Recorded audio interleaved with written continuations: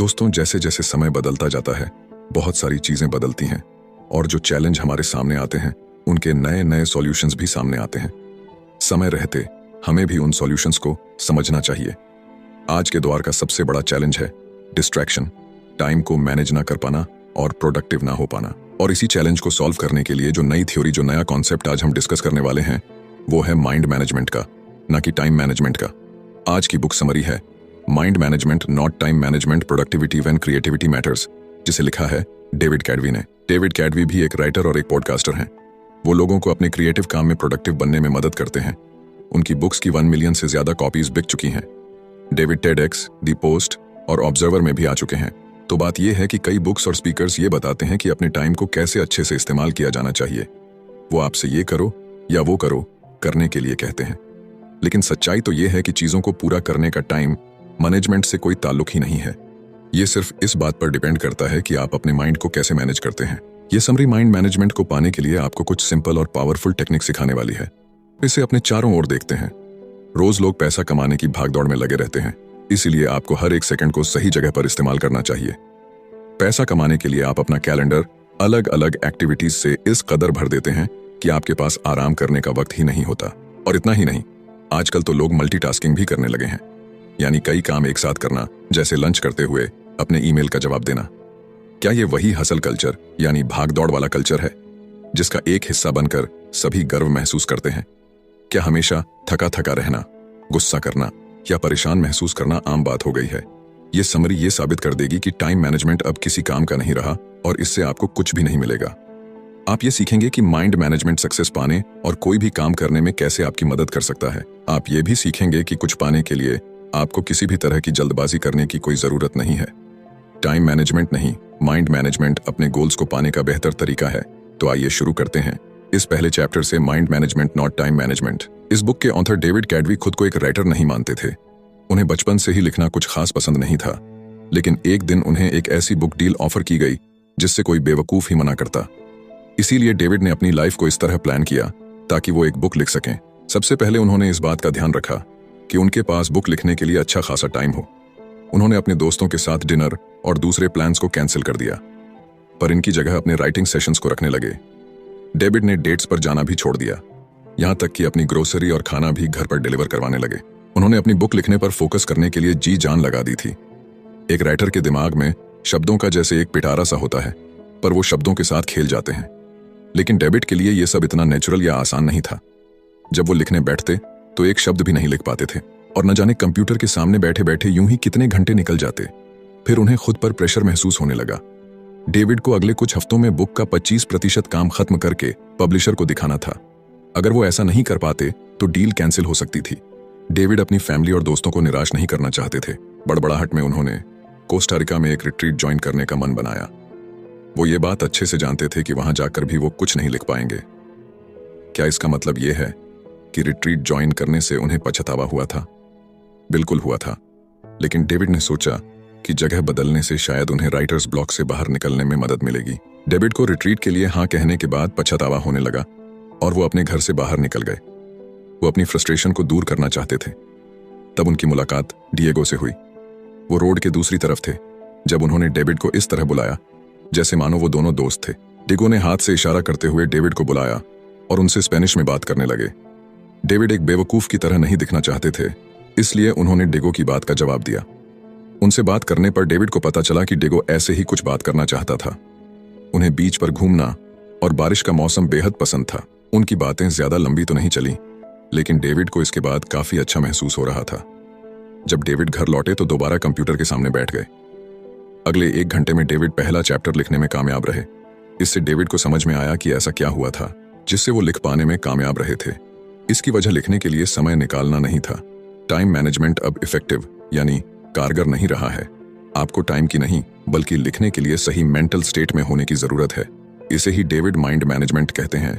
Mind management का मतलब है अपनी क्रिएटिव एनर्जी को प्रायोरिटी देना, लेकिन ये आपका वक्त भी जाया कर सकता है। आपने कभी अपनी लंबी टू डू लिस्ट को देखकर जीरो मोटिवेशन महसूस किया है? ऐसा हम सभी के साथ होता है। फिर भी माइंड मैनेजमेंट से आप इस मुश्किल से निकल सकते हैं। माइंड मैनेजमेंट का मतलब है किसी काम या प्रॉब्लम को अलग नजरिए से देखना। टाइम मैनेजमेंट में आप खुद से ये पूछते हैं कि अभी मैं क्या कर सकता हूं, ज्यादातर समय इस सवाल की वजह से आप टाल मटोल करने लगते हैं। आप ये जानते हैं कि आपको कुछ करने के लिए आपके पास फोकस और मोटिवेशन नहीं होता है। दूसरी तरफ माइंड मैनेजमेंट में आप खुद से पूछते हैं कि अभी मैं कौन सा काम करने के मूड में हूं, पर मुझे ऐसा क्या करना चाहिए जो मेरे मूड के साथ फिट हो सके। अपने काम को पूरा करने का सबसे अच्छा तरीका है कि आपका मेंटल स्टेट और वो काम दोनों एक दूसरे के साथ मैच करना चाहिए। इससे एनर्जी और वक्त जैसे रिसोर्सेज वेस्ट नहीं होते। नेक्स्ट चैप्टर है क्रिएटिव स्वीट स्पॉट। क्रिएटिव होना कोई ऐसी चीज नहीं है जो आसानी से आपके अंदर आ जाती है। ये कोई ग्रोसरी नहीं है जिसे आप खरीद कर ला सकते हैं। क्रिएटिविटी की प्रोसेस में वक्त लगता है। कोई कहानी सुनाने, गाना लिखने या फिर एक पेंटिंग बनाने के लिए आपका स्टेट ऑफ माइंड सही होना बहुत जरूरी है। डेविड क्रिएटिव मोड में घुसने के लिए 2 तरह की थिंकिंग का इस्तेमाल करते हैं, जो है डाइवर्सन थिंकिंग और कन्वर्शन थिंकिंग। डाइवर्जेंट थिंकिंग तब होती है जब आपके थॉट्स यानी विचार बिखरे हुए होते हैं। इसमें आपका ध्यान कई चीजों पर होता है। जब आप इन अलग अलग थॉट्स को जोड़ देते हैं तो इसे कन्वर्जेंट थिंकिंग कहते हैं। तब राइटिंग का ही एग्जाम्पल ले लीजिए। आप कुछ कहना चाहते हैं, लेकिन उसे कहने के लिए आपके पास कई तरीके हैं। पहला, आप कहना क्या चाहते हैं? क्या आप इसे फॉर्मल तौर पर कहना चाहते हैं या फिर ऐसा कहना चाहते हैं जैसे आप एक दोस्त से बात कर रहे हो? क्या आप इसे कोई नाम नहीं देना चाहते या फिर आप सभी को यह बता देना चाहते हैं कि इसे आपने लिखा है? इसे डाइवर्जेंट थिंकिंग कहते हैं। कन्वर्शन थिंकिंग उसे कहते हैं जब आप अपने ऑप्शंस में से किसी एक को चुनते हैं। जैसे मान लीजिए कि आप अपने पहले प्यार के बारे में लिखना चाहते हैं। आप अपने रीडर्स के लिए अपनी राइटिंग के टोन को एक दोस्त की तरह पेश करना चाहते हैं। आप इसे कोई नाम नहीं देना चाहते क्योंकि आप खुद की पहचान सबके सामने नहीं लाना चाहते। इसीलिए अच्छे क्रिएटिव आइडियाज बनाने के लिए आपको डाइवर्सेंट और कन्वर्शन थिंकिंग दोनों की जरूरत होती है। अपने फाइनल प्रोडक्ट को ब्रिलियंट बनाने के लिए आपको सबसे बेहतरीन आइडियाज की जरूरत है, पर आप इन आइडियाज को कैसे ढूंढेंगे? अपने क्रिएटिव स्पॉट को पहचान कर। आपका क्रिएटिव स्पॉट उस वक्त और उस जगह के बारे में बताता है जिसमें आप अपना बेस्ट क्रिएटिव काम कर पाते हैं। क्रिएटिव काम ऐसी चीज नहीं है जिसे आप किसी गाइड बुक की मदद से कर सकते हैं, जिसमें कोई लॉजिक या कोई मैथमेटिकल फॉर्मूला काम नहीं आता।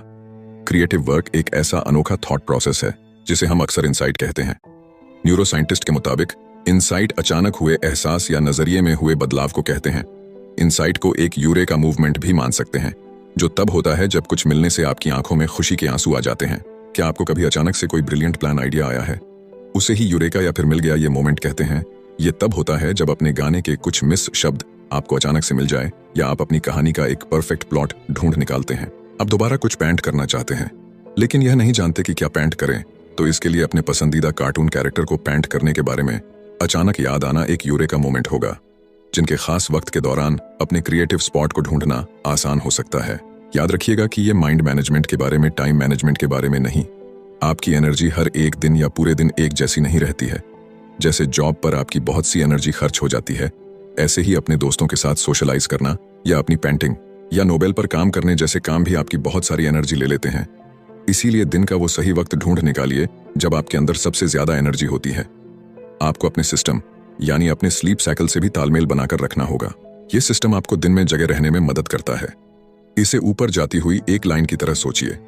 जितना ज्यादा आप जागे रहेंगे उतने ज्यादा आप अलर्ट रहेंगे, लेकिन जागे रहने के साथ साथ अलर्ट रहने को आपका स्लीप दैट सिस्टम रोक देता है।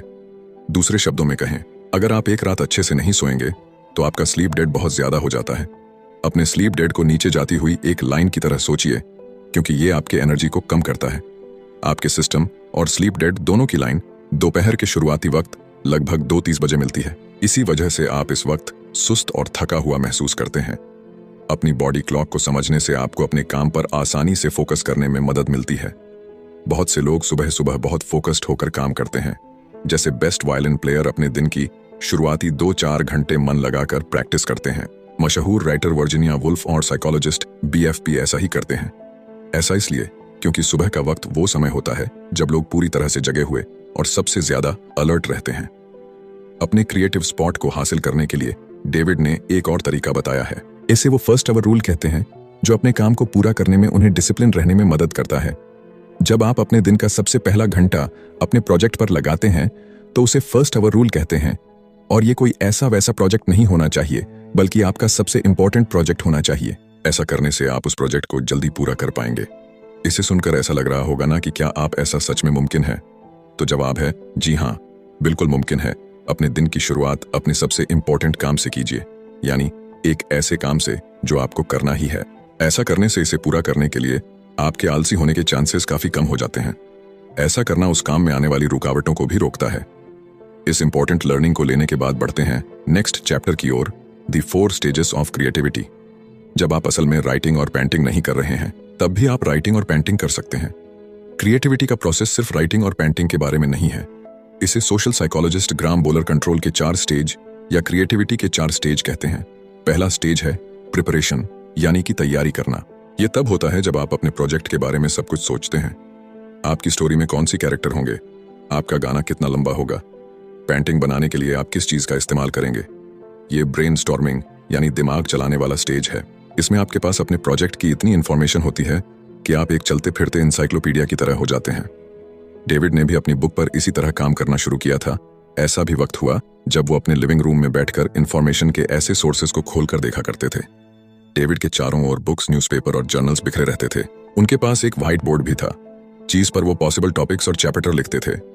डेविड ने जो रिसर्च की थी वो समय की बर्बादी नहीं थी, ये उन्हें क्रिएटिविटी के अगले स्टेज तक पहुंचने में मदद कर रही थी।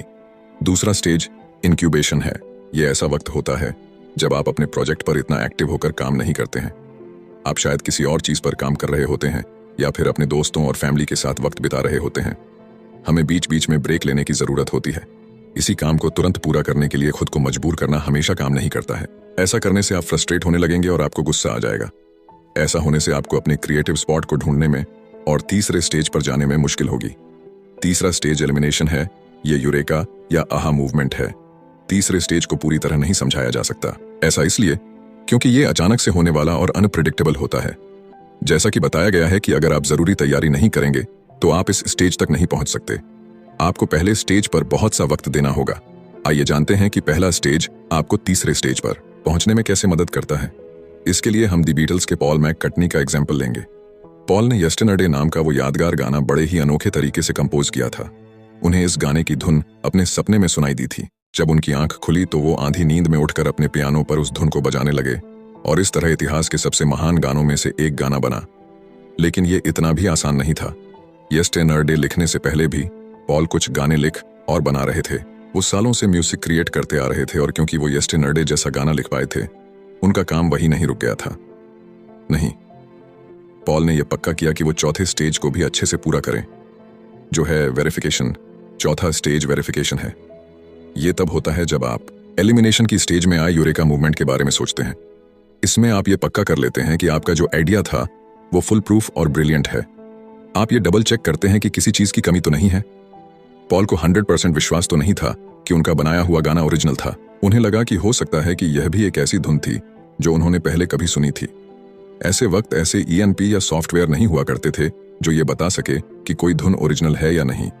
इसीलिए पॉल ने 1.5 साल इस बात को पक्का करने में ही लगा दिया कि वो धुन उनकी खुद की थी या नहीं। इसी दौरान उन्होंने अपने गाने को बदलने के लिए उसके लिरिक्स, ट्यून और अरेंजमेंट को सुधारने पर काफी काम किया। अगर आप क्रिएटिविटी के हर स्टेज में अपना वक्त नहीं लगाएंगे तो आप कभी कोई मास्टरपीस नहीं बना सकते। आपको इस पूरे प्रोसेसर के हर स्टेज से होकर गुजरना होगा। नेक्स्ट चैप्टर है दी 7 mental state of creative work. David का कोई स्ट्रिक्ट यानी रूल नहीं था, लेकिन उनके पास करने के लिए ऐसे काम और जाने के लिए ऐसी जगह थी जो उन्हें लिखने के सही मूड में लाने में मदद करते थे। अपनी छोटी सी नोटबुक में कुछ लिखने के लिए वो जॉन हैंकॉक सेंटर के 19 5th फ्लोर पर जाते थे। ये थॉट्स शुरुआत में बिखरे हुए से रहते हैं, लेकिन इन्हें लिखने के बाद डेविड को वो दूसरी चीजें भी दिखने लगती हैं जो उन्हें लगता था कि अपने बुक में शामिल करनी चाहिए। जॉन हैंकॉक सेंटर डेविड को उनके थॉट्स को अरेंज करने में मदद करता था। एब्सेंटो कॉफी नाम की एक कॉफी प्लेस थी जो डेविड को बहुत पसंद थी। वहां का मन लुभाने वाला खूबसूरत नजारा और कॉफी बीन्स की सुगंध उस जगह को राइटिंग के लिए एक आइडियल जगह बनाती है। डेविड की तरह आप भी अपने मेंटल स्टेट के मुताबिक अलग अलग तरीके के काम कर सकते हैं। आपका mental state in 7 mental status में से एक हो सकता है। पहला है प्रायोरिटाइज्ड मेंटल स्टेट। यह तब होता है जब आप एक प्लान बनाते हैं। आप ये फैसला लेते हैं कि आपको क्या करने की जरूरत है और आप उसे कैसे हासिल करेंगे। इसमें आप ये भी डिसाइड करते हैं कि क्या इंपॉर्टेंट है और क्या नहीं। यही तो डेविड जॉन हैंकॉक सेंटर में करते थे। दूसरा है एक्सप्लोर मेंटल स्टेट। ये रिसर्च करने के बारे में नहीं है। इसमें स्पेसिफिक सवालों के स्पेसिफिक जवाबों को देने की जरूरत नहीं होती। एक्सप्लोर मेंटल स्टेट में अपनी क्यूरियोसिटी को खोला छोड़ने और इसके लिए गिल्टी फील ना करने के बारे में कहा गया है। जैसे मान लीजिए कि आप कुछ पेंट करने का सोच रहे हैं। आपको क्या पेंट करना है? आप इस बात पर रिसर्च करते हैं, लेकिन इस चक्कर में आप पेंटिंग की हिस्ट्री पर एक पूरी डॉक्यूमेंट्री देख डालते हैं। आप अपनी क्यूरियोसिटी को फ्री छोड़ देते हैं, यानी आजाद कर देते हैं। तीसरा है रिसर्च मेंटल स्टेट। ये ऐसी जगह है जहां आप स्पेसिफिक सवाल और उसके जवाब ढूंढते हैं। डेविड ज्यादातर वक्त इसी स्टेट में रहते हैं। वो ये रिसर्च करते हैं कि एक चैप्टर को कैसे बनाया जाए, या फिर ये कैसे वेरीफाई किया जाए कि अपनी बुक में जो फीनेक्ट वो लिखने वाले हैं वो सही है या नहीं। चौथा है जनरल मेंटल स्टेट। ये वो स्टेट है जहां आप एक्चुअल में काम करते हैं। आप पहले दिए गए मेंटल स्टेटस में इकट्ठे किए गए आइडियाज को जोड़कर कुछ बनाते हैं। जैसे अपना पहला ड्राफ्ट लिखना। पांचवा है पॉलिश मेंटल स्टेट। ये स्टेज उस काम को एडिट करने और तराशने का है जो आपने पिछली स्टेट में बनाया था। जैसे आप ये ध्यान देते हैं कि आपके सेंटेंस का कोई मतलब हो। पेंटिंग में आप ये चेक करते हैं कि कैनवास पर ऐसी कोई जगह ना छूट गई हो जहां आपने पेंट नहीं किया, या कोई ऐसा कलर तो नहीं है जिसे और ज्यादा डीप या हल्का करने की जरूरत है। छठा है एडमिनिस्ट्रेटिव मेंटल स्टेट। आप हमेशा अपने क्रिएटिव काम पर फोकस नहीं कर सकते। आपकी भी कुछ जिम्मेदारियां हैं जो आपको करनी होगी, जैसे अपने बिल्स भरना और अपनी फैमिली के साथ वक्त बिताना। यह मेंटल स्टेट इसलिए जरूरी है क्योंकि आपको अपनी लाइफ के दूसरे एरिया पर भी ध्यान देना होगा। आखिर में रिचार्ज मेंटल स्टेट होता है। इसमें आपको खुद को आराम देने और रिफ्रेश करने की जरूरत होती है। एक दिन छुट्टी लीजिए या वेकेशन पर जाइए जब डेविड अपनी बुक होती है। एक दिन छुट्टी लीजिए या वेकेशन पर जाइए क्नॉइस। जब डेविड अपनी बुक को लेकर स्ट्रेस लेते हैं तो वो मसाज लेने चले जाते हैं। कभी कभी फनी वीडियो या मूवी देखना भी इसमें मदद कर सकता है। खुद को शांत करने और अपने माइंड को रिलैक्स करने के तरीके ढूंढे।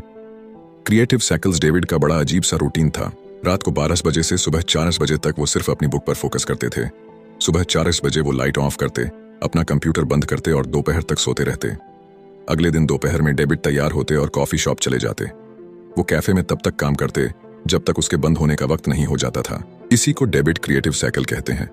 ये एक ऐसा रिपीट होने वाला साइकिल है जिसमें अपने काम में आगे बढ़ने के साथ साथ आपको आराम करने का वक्त भी मिलता है। क्रिएटिव साइकिल में क्रिएटिविटी के 4 स्टेज होते हैं, जिसमें आप प्रिपेयर, इनकलबेट, एलिमिनेट, ऑनर, वेरीफाई करते हैं। क्रिएटिव साइकिल को टाइम पर बेस्ड होने की जरूरत नहीं है। ये हफ्तों और यहां तक कि कई अलग अलग मौसम पर बेस्ड हो सकता है। आइए क्रिएटिव साइकिल का एक एग्जाम्पल देखते हैं। बैट क्रिएटिविटी की पहले स्टेज प्रिपरेशन को रात में करना पसंद करती है। रात की शांति उन्हें फोकस करने में मदद करती है। नॉइस, इसलिए वो अपने गाने के लिए बहुत सी इंफॉर्मेशन ढूंढ पाती है, चली जाती है। सोने से वो क्रिएटिविटी के दूसरे स्टेज में चली जाती है, जो है इंक्यूबेशन। जब वो सोती है तो बेथ का ध्यान अपने क्रिएटिव काम पर नहीं रहता। इससे सुबह बेथ को आराम और इंस्पायर्ड महसूस होता है। वो क्रिएटिविटी के तीसरे स्टेज में पहुंच जाती है, जो है इल्यूमिनेशन। जब वो अपना ब्रेकफास्ट खाती है तो उन्हें एक आहा मूवमेंट मिलता है। उन्हें अपने गाने के सही अल्फाज मिल जाते हैं और वो तुरंत उन्हें अपने पास रखे टिश्यू पेपर पर लिख लेती है। पूरी दोपहर अपने गाने को सुधारने में लगा देती है। वो कुछ अल्फाजों को बेहतर अल्फाजों से बदल देती है और उस धुन को बजाने के लिए बेस्ट इंस्ट्रूमेंट्स को चुनती है। अपने माइंड को मैनेज करने के लिए बहुत से ऑप्शंस हैं। आपको सिर्फ वो ढूंढने की जरूरत है जो आपको सबसे ज्यादा सूट करता है। नेक्स्ट चैप्टर है क्रिएटिव सिस्टम्स। एक बार डेविड बड़ी मुश्किल में थे। उन्हें अपने पॉडकास्ट के लिए डॉक्टर रॉक के साथ इंटरव्यू करना था। डॉक्टर रॉक डेविड के लिए एक इंस्पिरेशन थे। उन्होंने यूर ब्रेन एट वर्क नाम की एक बुक लिखी थी, जिसकी मदद से डेविड ये समझ पाए थे कि क्रिएटिव वर्क में माइंड कैसे काम करता है। डेविड डॉक्टर रॉक को अपना आइडियल मानते थे, लेकिन जिस दिन डेविड को डॉक्टर रॉक से बात करनी थी, उन्हें कई मुश्किलों का सामना करना पड़ा। पहले जो अपार्टमेंट उन्होंने रेंट पर लिया हुआ था, वहां कंस्ट्रक्शन का काम चल रहा था। पूरे दिन वहां शोर रहता था। एक पॉडकास्ट को रिकॉर्ड करने के लिए इससे खराब हालत नहीं हो सकती थी। दूसरा, डेविड हाल ही में अपनी बुक लिखने के लिए पनामा सिटी में रहने आए थे, पर अपने नए मोहल्ले को इतने अच्छे से नहीं जानते थे, इसलिए उन्हें इस बात का कोई अंदाजा नहीं था कि इंटरव्यू के लिए उन्हें कोई अच्छी दूसरी जगह कहां मिल सकती थी। तीसरा, डेविड जानते थे कि इस इंटरव्यू का स्केड्यूल बदलना नामुमकिन होगा, क्योंकि डॉक्टर रॉक जैसे जाने माने लोग हमेशा बिजी रहते हैं। ये जिंदगी में एक बार मिलने वाला सुनहरे मौके जैसा था। ऐसा लग रहा था कि ये साफ है कि क्या होने वाला है। डेविड को पॉडकास्ट कैंसिल करना होगा। उस दिन कुछ भी ठीक नहीं हो रहा था, लेकिन डेविड का क्रिएटिव सिस्टम एक्टिवेट हुआ और उन्होंने डॉक्टर रॉक को एक ईमेल लिखा। न जाने कैसे लेकर अचानक से वो नाउम्मीद महसूस नहीं कर रहे थे। उन्होंने हर उस प्रॉब्लम का उपाय निकाल लिया था जो उनके सामने आ रही थी। आखिर में डेविड डॉक्टर रॉक के साथ रिकॉर्डिंग करने में कामयाब हो गए थे। क्रिएटिव सिस्टम में एक ऐसा रिपीटिंग प्रोसेसर है जो आपको अपने क्रिएटिव काम को करने में मदद करता है। यह आपको जानने में मदद करता है कि अपनी मेंटल एनर्जी को ध्यान में रखते हुए क्या स्टेप्स लेने चाहिए। क्रिएटिव सिस्टम को एक छाती की तरह सोचिए, जो आपके क्रिएटिव साइकिल और क्रिएटिविटी के स्टेज को कवर देता है। ये बेसिकली पूरे क्रिएटिव प्रोसेसर की देखरेख करता है। क्रिएटिव सिस्टम को कम से कम क्रिएटिव डोज की जरूरत होती है। ये वो सबसे छोटी चीज है जो आप अपने क्रिएटिव काम को आगे बढ़ाने के लिए कर सकते हैं। मान लीजिए कि आप एक राइटर हैं, आपका मिनिमम क्रिएटिव डोज है अपनी बुक का एक पैराग्राफ लिखना। मिनिमम क्रिएटिव डोज आपको अपनी दूसरी प्रायोरिटीज पर ध्यान देने में मदद करता है। क्रिएटिव काम के लिए ओपन लूप भी अच्छी चीज है। आइए एक एग्जाम्पल से समझते हैं। जब आप अपनी बिल्ली को खाना देते हैं तो आप ध्यान देते हैं कि उसका खाना खत्म होने वाला है। आप सुपरमार्केट से बिल्ली का खाना लेने के लिए एक मेंटल नोट बना लेते हैं। ये एक ओपन लूप इसलिए है क्योंकि कैट फूड खरीदना है आपके दिमाग में लगातार चलता रहता है, तब भी जब आप दूसरा काम कर रहे होते हैं। ओपन लूप आपके माइंड में जगह गिरे रहता है। ये मेंटल स्पेस, ये जगह तभी खाली हो सकती है जब आप उस काम को पूरा कर लेते हैं, यानी कैट फूड खरीद लेते हैं। एक नेगेटिव चीज जैसा लग रहा है ना, लेकिन ओपन लूप आपकी क्रिएटिविटी के लिए फायदेमंद होते हैं या आपके प्रोजेक्ट को आगे बढ़ाने में मदद करते हैं। आइए उस एग्जाम्पल पर वापस चलते हैं जहां आप एक राइटर थे और अपनी बुक के लिए एक पैराग्राफ लिख रहे थे कि आपके दिमाग में एक कूपन लूप बनाता है जिसे आप अगले दिन और आगे आने वाले दिनों में वापस देख सकते हैं। इस तरह अगर आप अपना पूरा दिन राइटिंग में नहीं भी लगा पाते हैं तो भी आपको गिल्टी महसूस नहीं होगा। जब तक आप प्रोग्रेस कर रहे हैं आप आगे बढ़ते रहेंगे और अपना मोमेंटम नहीं खोएंगे। क्रिएटिव सिस्टम की सबसे अच्छी बात यह है कि आप बहुत सारे ओपन लूप रख सकते हैं। एक लूप आपकी स्टोरी के प्लॉट से जुड़ सकता है जबकि दूसरा स्टोरी के कैरेक्टर के बैकग्राउंड से। क्रिएटिव सिस्टम आपको बहाने बनाने से भी रोकता है। आप ये भी नहीं कह सकते कि आपके पास टाइम नहीं है, क्योंकि मिनिमम क्रिएटिव डोज के लिए कुछ ही मिनट चाहिए होते हैं। और अब वो मोड जिसे हम कहते हैं कंक्लूशन, यानी अभी तक हमने जितने भी चैप्टर पढ़े और सुने उनकी की लर्निंग्स को हम यहाँ पर रिपीट करेंगे। सबसे पहले आपने सीखा कि माइंड मैनेजमेंट क्या होता है। इसका मतलब है अपने काम को करने के लिए सही मेंटल स्टेट बनाना। यह खुद से यह पूछना है कि मैं कौन सा काम करने के मूड में हूं, पर मैं ऐसा क्या कर सकता हूं जो उस मूड में फिट हो सके। दूसरा, आपने सीखा कि अपने क्रिएटिव स्वीट स्पॉट को ढूंढकर आप माइंड मैनेजमेंट हासिल कर सकते हैं। डेवोजेंट ऑनर कन्वर्शन थिंकिंग अप्लाई करने से आप ऐसा कर पाएंगे। दोनों तरीकों से आप यूरेका मूवमेंट बना सकते हैं जो आपके क्रिएटिव काम में अचानक आए कामयाबी की तरह होता है। अपने क्रिएटिव स्वीट स्पॉट को ढूंढने के लिए आपको अपने सबसे प्रोडक्टिव टाइम को पहचानना होगा। ज्यादातर लोग सुबह काम करना पसंद करते हैं क्योंकि उस वक्त के दौरान डिस्ट्रैक्शन कम होते हैं। तीसरा, अपनी क्रिएटिविटी के 4 स्टेज के बारे में जाना। आपको कुछ कमाल बनाने के लिए इन सभी स्टेजेस से गुजरना होगा। ये स्टेज प्रिपरेशन, इंक्यूबेशन, इल्यूमिनेशन और वेरिफिकेशन है। चौथा, अपने क्रिएटिव काम के साथ मेंटल स्टेटस के बारे में जाना। ये स्टेट आपको क्रिएटिविटी के 4 स्टेज को पूरा करने में मदद करते हैं।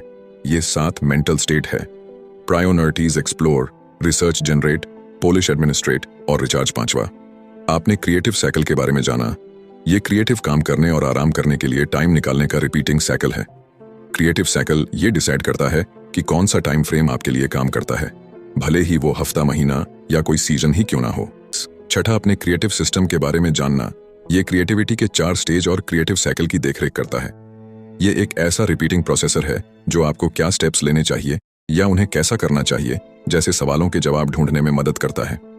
आज पूरी दुनिया भागती हुई जिंदगी की आंधी हो गई है। इसमें सभी जल्द से जल्द ज्यादा से ज्यादा काम करने में लगे हुए हैं, लेकिन चीजों को धीरे धीरे करने का अलग ही मजा है। तो उस प्रोसेसर को एंजॉय कीजिए और जल्दबाजी मत कीजिए। जैसे कि कहावत है कि बड़ी चीजें उन्हीं को मिलती हैं जो उसके लिए इंतजार करते हैं, और इसी बात को हमारे वेदों में कहा गया है कि धैर्यता में ही विजय है। कि डिस्ट्रक्शन के दौर में अपनी क्रिएटिविटी को बढ़ाने के लिए, खुद को फोकस रखने के लिए ये जितने भी टूल्स और लर्निंग आपको मिली वो आपके लिए इनवैल्यूएबल साबित होंगी और आप इन्हें अपनी लाइफ में इंप्लीमेंट भी करेंगे।